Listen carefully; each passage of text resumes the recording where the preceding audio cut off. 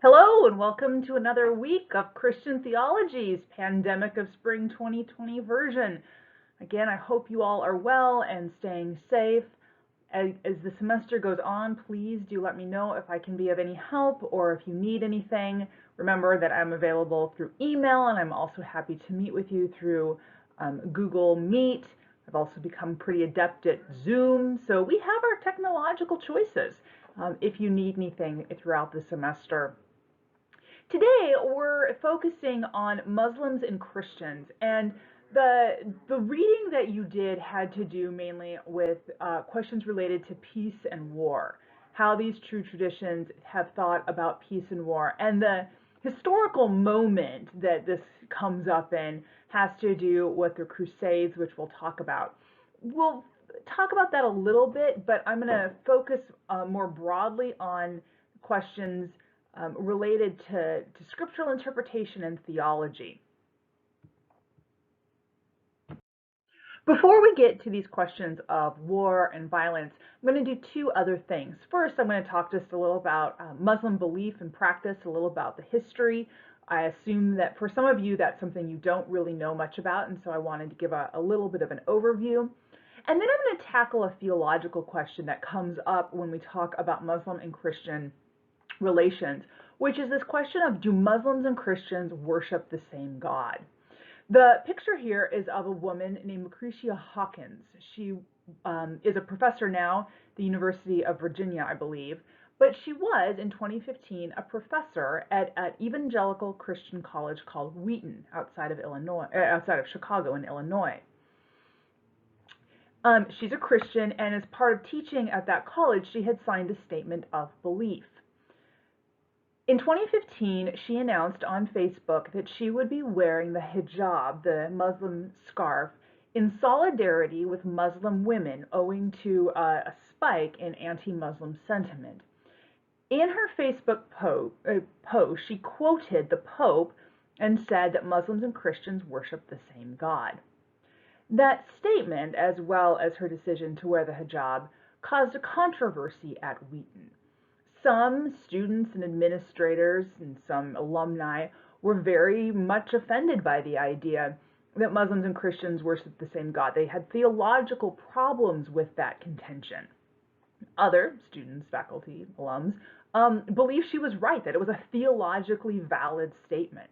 So we're going to look a little bit today at some of the theological reasoning behind both sides of that and what different people think are at stake in that kind of a claim.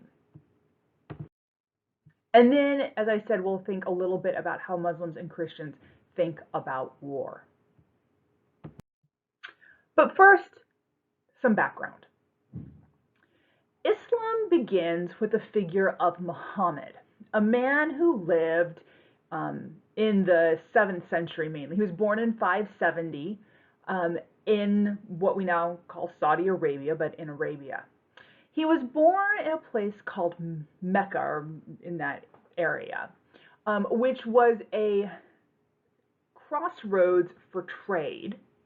It was also a place where there were shrines for the polytheistic worship of the area. It was also a society that was organized based on clan ties. So your family ties were incredibly important in terms of who you were and who you were affiliated with and just how society functioned. According to Muhammad's account, he began to receive revelations from God starting around 610. And the earliest of these revelations said that there was only one God. The Arabic name for God is Allah. Sometimes people think that Allah is a different God than God, but Allah is just the Arabic word for God. So Christians who are Arabic say that God is Allah. That's just the term. So there was one God, Allah, and that the people who worshiped this God were united together, were a community. Now, I don't know if you've ever thought about starting a new religion. I don't necessarily recommend it, But should you ever decide to do that, I would suggest very strongly that you don't do a couple of things. One is that you don't undermine a major source of commerce in your area, which Muhammad did by saying that there was only one God. If your town makes a lot of money off of people who are polytheists coming to town and worshiping at various shrines, that's not going to be popular. The hotels and restaurants aren't going to be happy with you.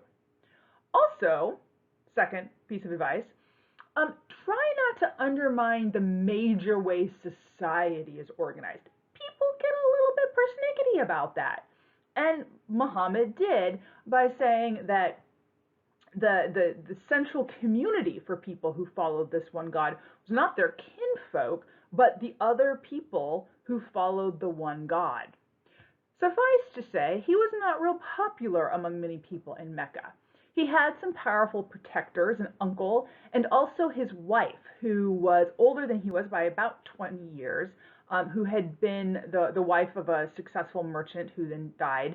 So she was a powerful woman, but he also had a lot of enemies.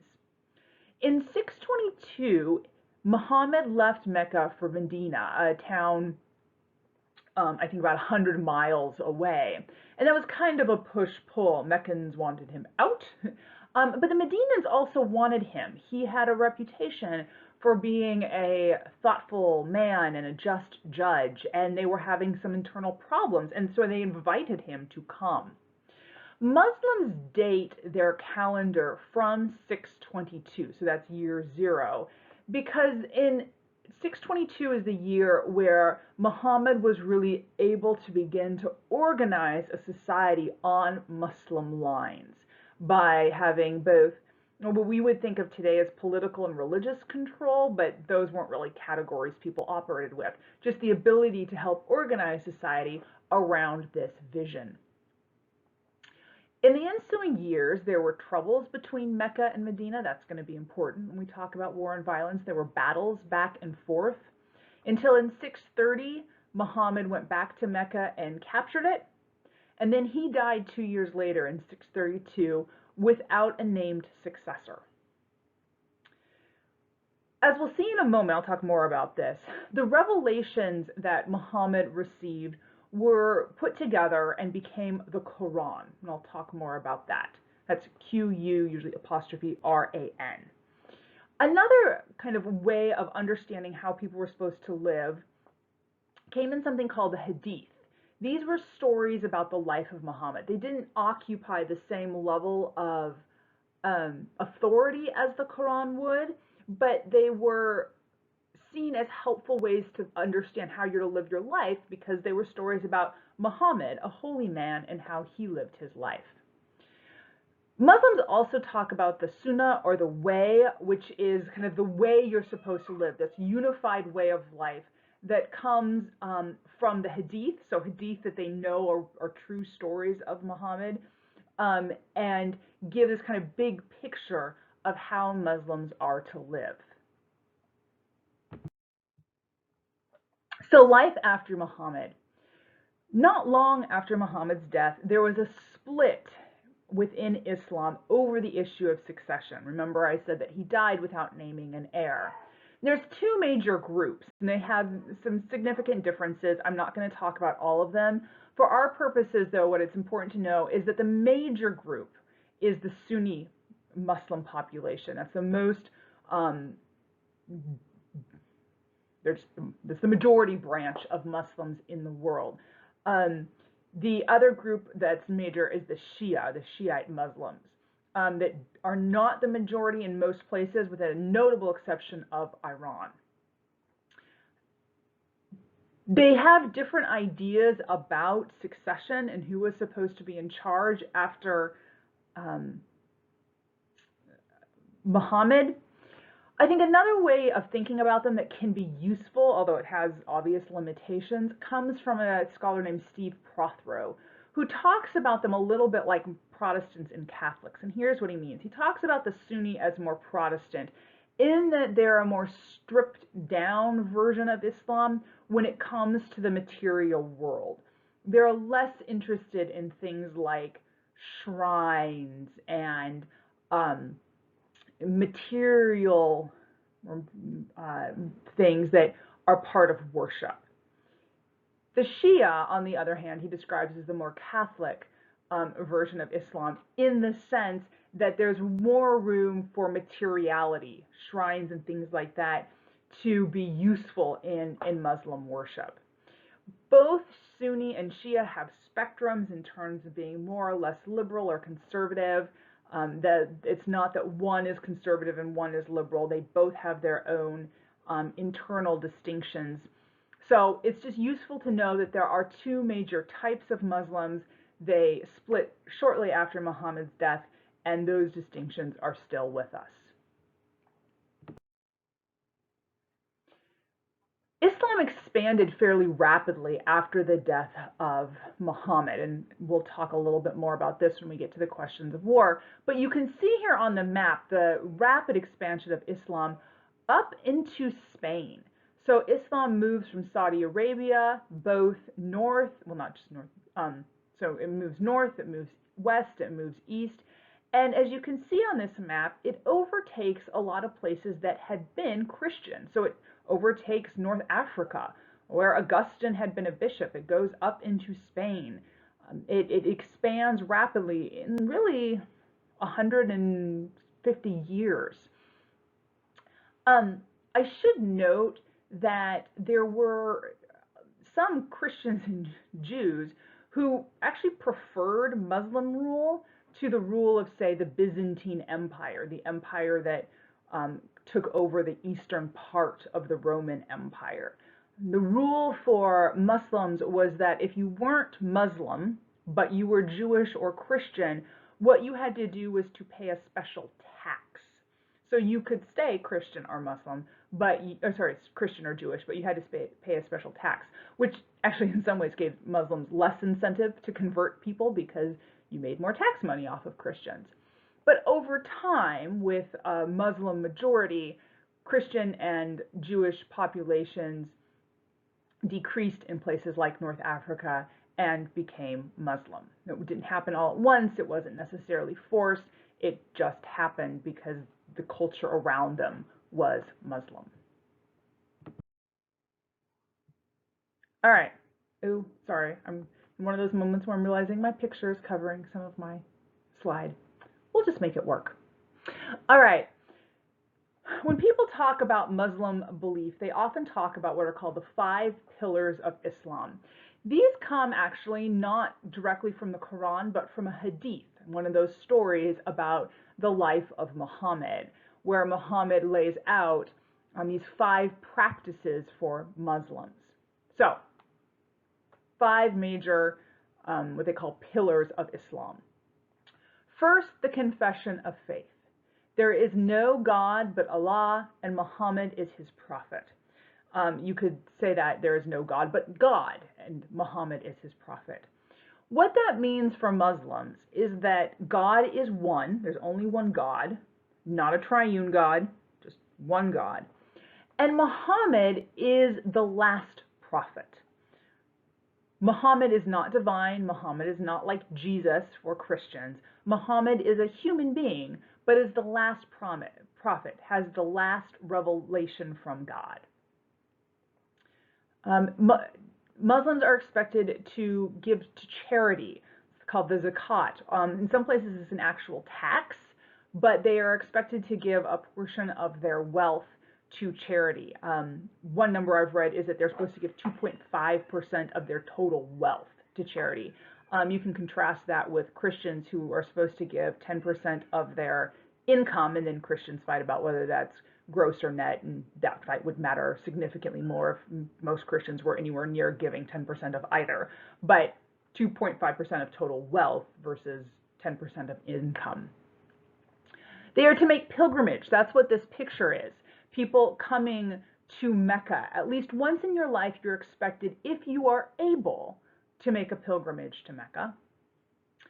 Fasting. During the month of Ramadan, Muslims are expected to fast from sun up to sundown from food, water, and sex.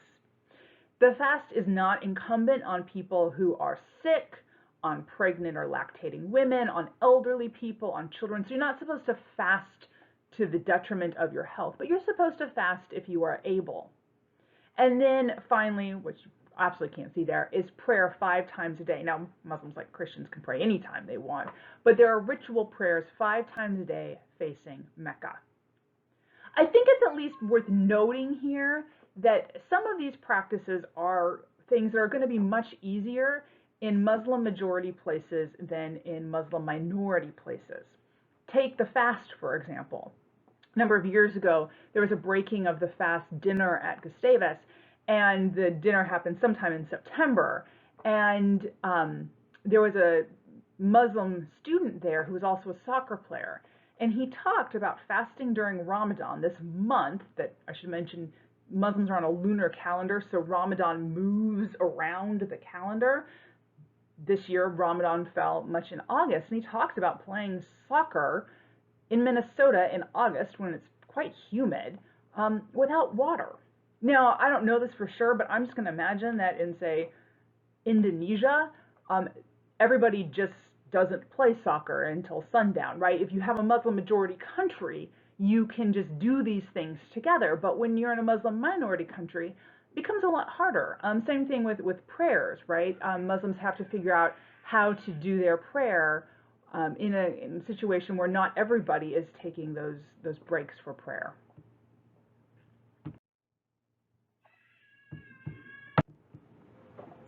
Finally, a little bit more on Muslim beliefs, just generally speaking.